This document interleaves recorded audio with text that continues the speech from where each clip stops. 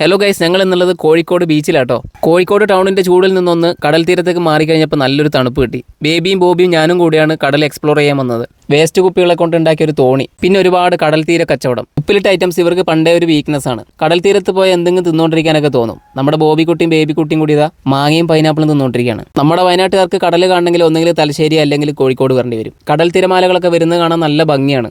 നമ്മുടെ ബോബിക്കുട്ടിക്ക് കടലിലേക്ക് ഇറങ്ങാൻ നല്ല പേടിയുണ്ടായിരുന്നു. നമ്മളൊരു ഈവനിങ് ആണ് അവിടെ ഉണ്ടായിരുന്നത് കേട്ടോ. അസ്തമയ സമയം ആയിക്കൊണ്ടിരിക്കുന്നേ ഉള്ളൂ. ബോബി നല്ല ഓട്ടത്തിലാ, അമ്മയെ കാണാത്ത കൊണ്ടുള്ള തെരച്ചിലാണ്. വയനാട്ടിലെ കാക്കകൾക്കൊക്കെ ആൾക്കാരെ കാണുമ്പോൾ പേടിയാ. ഇവിടുത്തെ കാക്കകൾക്ക് അങ്ങനത്തെ ഒരു പേടിയില്ല. അങ്ങനെ നമ്മുടെ ബോബിക്കുട്ടി അമ്മേനെ കണ്ടെടുത്തു കേട്ടോ. ബീച്ചിൽ പുതിയൊരു ബോട്ടിംഗ് സവാരിയൊക്കെ വന്നിട്ടുണ്ട്. ഇവരുടെ ഈ ഒരു പോക്ക് കണ്ടിട്ട് ആദ്യം ഒന്ന് പേടിച്ചതാണ്. ബീച്ച് മൊത്തം ഒന്ന് എക്സ്പ്ലോർ ചെയ്യുമ്പോൾ ഈ ഒരു റൈഡും കൂടി ഒന്ന് നോക്കാവുന്നതാണ്. നമ്മുടെ ബോബിക്കുട്ടിക്ക് ആദ്യം കടലിറങ്ങാൻ പേടിയായിരുന്നു. കാലിൽ കുറച്ച് വെള്ളമായി കഴിഞ്ഞപ്പോഴത്തെ പിന്നീട് ആ വെള്ളത്തിൽ നിന്ന് കയറുന്നില്ല. ബോബിയുടെ കളി കണ്ട് ബേബിക്ക് മടുത്തപ്പോൾ ബേബി അങ്ങ് കയറിപ്പോയി. പിന്നെ ഞാൻ കുടുങ്ങിയെന്ന് പറയാലോ. എന്തായാലും ബീച്ചിലേക്ക് വന്നല്ലേ, ബോട്ടിങ്ങിലും കൂടി ഒന്ന് കയറിയേക്കാന്ന് പറഞ്ഞിട്ട് ബോട്ടിങ്ങിലും കയറി. ഒരാൾക്ക് 300 രൂപ കേട്ടോ. 15 മിനിറ്റോളം നേരത്തേക്ക് ഒരു റൈഡ്.